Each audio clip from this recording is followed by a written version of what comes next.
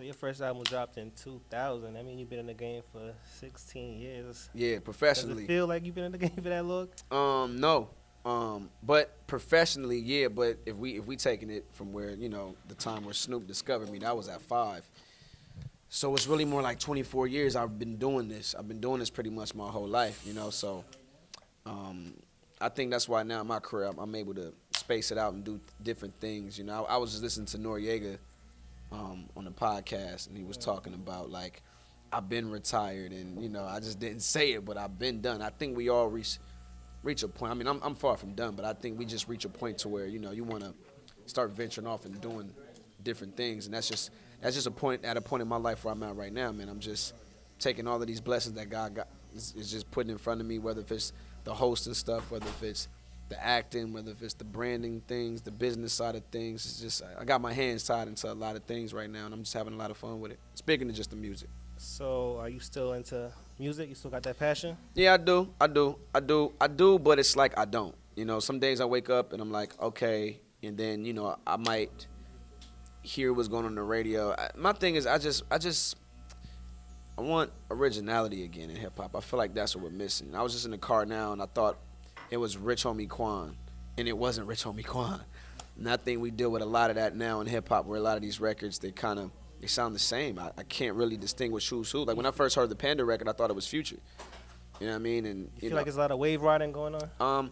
I don't want to say people are wave riding. I think that we're just at this time, and it's like with Floyd Mayweather. You see every young black fighter fight like Floyd Mayweather. It's not that they want to copy him. It's just that that style is. It's like NBA players playing like Jordan, doing the moves like Jordan. There you go. But if you can do it right, it's still biting. You gotta put your own spin on it though. Exactly, and I think that's what we're not seeing a lot of in hip hop. So for me, just being like a baby of it, and me brought in by the real ones like Snoop and Jermaine, and even back to my Death Row days, I've been around the hardest of the hardest. I've been around some of the most iconic guys, and these is my old heads, and these are the guys that taught me the game and brought me in. So it's kind of hard for me to, I look at it the same way they look at it. Even though I'm still young, I'm 29, I love it. I think that we should have different genres for rap. I definitely feel like there's a place for all of it. If you want lyrical, if you want your Kendrick, your J. Cole, your Drakes, there's definitely a place for that. That's what I like. But when I go to the club, I'm not turning up to Kendrick Lamar, though. You feel me? Yeah. When I listen to different music for different there environments. you go. Like, I wouldn't consider Rich Homie Quan a rapper. I would consider him a great songwriter, a great hit maker. And he makes great club records and great radio records. But we wouldn't necessarily say, oh, he's a lyricist, he can fuck with Kendrick Lamar. But there's a place for Rich Homie Quan, and I love his music, and I love listening to him when I'm in the club. And it's like I love Kendrick Lamar too. That's my favorite rapper right now. And I never say somebody's my favorite rapper, but I really fuck with K-Dot. I really do. And when I'm on the Sprinter and I'm riding in Vegas, I want to listen to K-Dot the whole way, And in the club, you want to listen to Rich Homie I Quan. want to listen to the ignorant shit when I'm in the club. We all love it. We all say we don't like it. I like it. I've been living in Atlanta pretty much my whole life, so I'm used to it, But I respect it all. I love it all. But at the same time, we just got to, get more creative, man. And just the only way hip hop gonna grow is if we are all not the same. So are you gonna be dropping any new projects, new music? Yeah, I'm gonna do one more. I feel like I owe my fans that, Now, More mixtape or album? I'm not sure. I've been playing with the ideas. I mean, my fans, they get so pissed at me because they like, yo, man, it's been like 4 years. You just playing, you just sitting on records, and we know you got them. But for me, it's just records you got in the stash right now. a lot. There's a lot. We don't need some of those records. Yeah, there's a lot. I got a song with I got a record with Wiz, which is crazy. I got records with everybody, just about. A lot of records with a lot of people. Records that are like forever old that never been heard. But the problem is I hear them all the time. So being that times change, I've gone through different things in my life, and I got plenty of shit to talk about now. So it's kind of like I just scrapped the whole project, and it's like I just want to start over. So as of right now, I just really started writing like 3 days ago. I just really got back into writing like 3 days ago. Back in the studio? Not yet. You feeling inspired though? Yeah, by my own life and by things that I've seen and things that have hit me to heart. So most definitely though, I'm definitely gonna do one more and that's it. One more and that's it. Cause I don't gotta do this shit no more. Like I don't have to run around and do radio interviews. I don't even want to do people's radio interviews. Like I'm being honest with you. Like I'm established now. Like I just can show up to a club and this shit is sold out. They just want to look at me. I don't even got to perform no more. I can just sell my liquor, dance, turn up with the crowd, and just interact. They rather that, and that's more personal. Like I don't gotta do all this shit that a lot of artists have to do now. Like I'm here. Like I'm on CSI now. I'm making money with my liquor. I'm making money just showing up to shit. Just showing up. Like I'm hosting the Grammys now, bro. The pre-show. Even though I had a little slip up.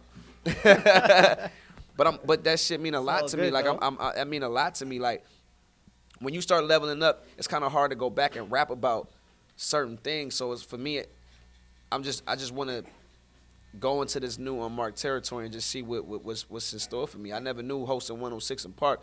When I talked to you about 2 years ago when you came backstage and we hollered then, I couldn't have told you I'd end up being a rapper though. I don't give a fuck what they don't consider. They ain't gotta consider me. No. I'm talking about a young black 29-year-old. They could have picked anybody to host the Grammy pre-show. They picked me though. You know what I mean? So that shit mean a lot to me. So it's like I got the upper folks looking at me, wanting me to get more involved, and it's like, I can't be bitch this. So I'm gonna give it to him one more time. Then I'm gonna bow and just get on some fly ball shit and kill him in other ways. So one more album coming out this year? Yeah, one more, and I'm good. And I'm then done. you gonna retire? Or you could never really retire. Something that's I could. No, I could. You could? Because see, you gotta think you might though. come back like Jordan 4 or 5 or not? Nah. See, look, you gotta think. I've been doing this since 5 years old. I'm 29. So that's 24 years. That's longer than. You've seen a lot of rappers come and go in your time. A lot. And Kobe played 20 years of basketball. Am I correct? This is 20th season. It's like Tim Duncan's, 20th or 21st, 20th, right? He getting up there, yeah. Yeah, so it's like he's retired. Kobe came in the league at, 18, 17 years old? He's what now, 33, 34? Even though he's still young, but in basketball years, he's old. Takes a toll on your body.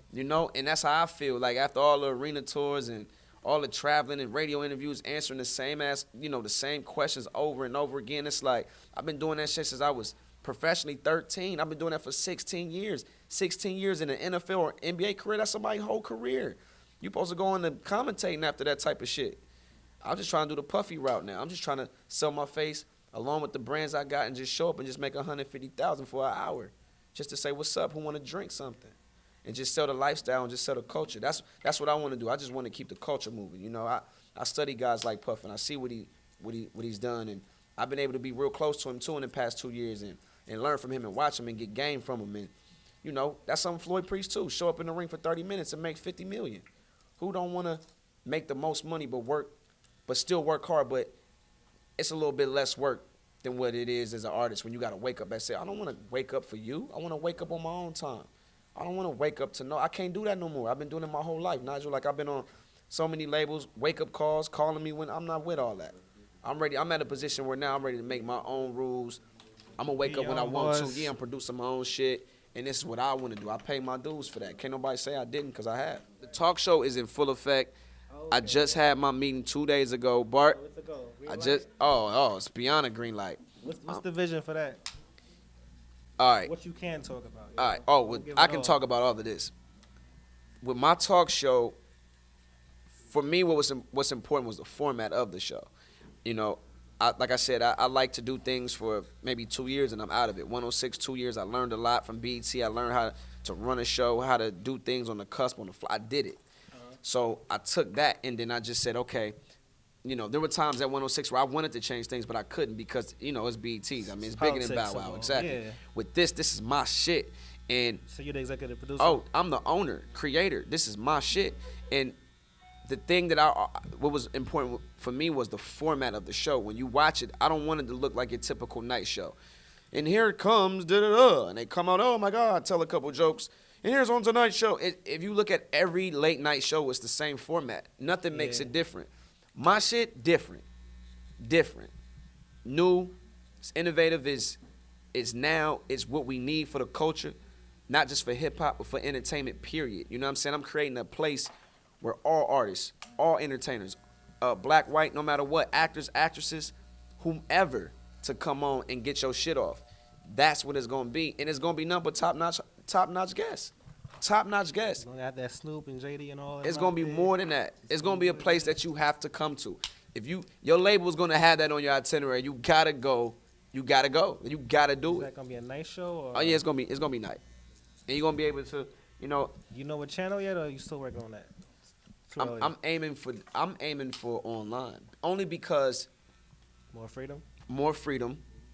That's where we're at right now in today's world of technology. I watch a lot of things from my iPhone, just about everything. I'm Even probably like watch. the biggest shows people watch on demand online. Yeah, that's anyway. it. On the iPhone, we're always on the go. We're always on the go. So, with that being said, I'm like, yo, I want my fans to have the power in their hands to watch it when they want to watch it. And when you watch Snoop Dogg, let's say on the Jimmy Fallon show, Snoop can't smoke a blunt on the Jimmy Fallon show, but we know Dogg smoke. But if he come on my shit, Is it gonna you be gonna uncensored? you gonna get the Snoop Dogg that the people love Snoop Dogg for being. He can smoke a blunt on my show while I interview him. Tyler the Creator can come jump on my couch and moon the crowd if he want to. I want the guests to be themselves when they come. That's Okay. one thing at 106 we always did. You know, you can't say this, you can't do that. No, when we book you, I'm No booking you rules. for who you are, and your fans want to watch you for who you are, and only way I can get that is if I go online. So you got the album coming out, or a project coming out this Yeah, a year, project. and the show coming out this A year. project, a show, another hosting show Another. that I'm getting ready to do for another network that's going to be huge. I can't wait to announce that. That'll be coming in probably like the next two weeks. And I'm not just saying this. We deal's done. Deal's done. Okay. They just don't want me. I jumped the gun a lot of times where I like to put my news out there, but Gotta they chill don't. sometimes. Yeah, the You gotta network chill they out. want to do Yeah. it. So you'll get with for You this. gotta wait for the press release. There you go. But it's coming. Are you working on any movies? Yeah, man, I was supposed to do something with the director of Fruitville Station. This new movie that they got coming out. It's about what do you call them? Not sororities. Fraternities. Yeah, fraternities. Excuse me. And it's just a dope movie, man. And they were waiting to see what city they were gonna film it in. If it was gonna be Tennessee or Atlanta. I'm dying to do the movie. I'm slated. I don't want to say I'm slated to do it, but we met and everything's a go. So it's pretty much just waiting on their end to see what's going to happen. But as of now, I'm just sitting tight and. Like I said, man, if opportunities come in front of me, I take them if they're the So right right ones. now, is your passion leaning towards acting over music? Or My passion is just entertainment. You know, it's not even just one thing. It's just putting all of it in a pot. It's like gumbo. You know, you don't want to call it sausage soup or rice soup or crab meat soup. You just got to call it gumbo because it's everything stirred in one pot. And when you mix the liquor, which everybody in the room is drinking on right now, I'm gonna show them later though. No When you mix all the liquors that I have, possibly a new cognac deal coming, with CSI, which is acting, the liquor branding, the clothing line, that's branding. Everything that I'm saying, it's like, it's not just rap, it's bigger than rap. So for me, what's important is just being the best entertainer that I possibly can be. And at an early age, just take it by storm.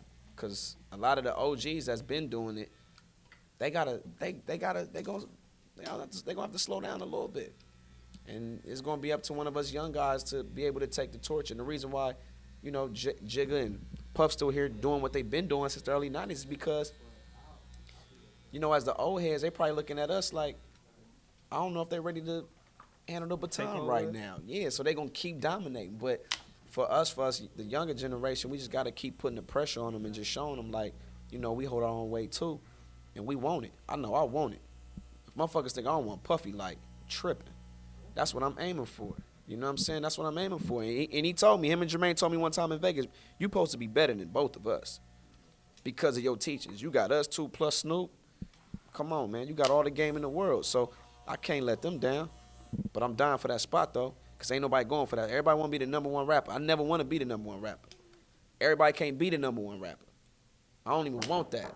But I want to be the hottest, greatest entertainer, one of them you ever seen. Not just a triple threat, a quadruple threat. Motherfucker can do everything. Nigel, I'm talking everything. Host, rap, act, liquor, clothes, father. Who you know do all that? At 29, nobody. That's why they hate me so much.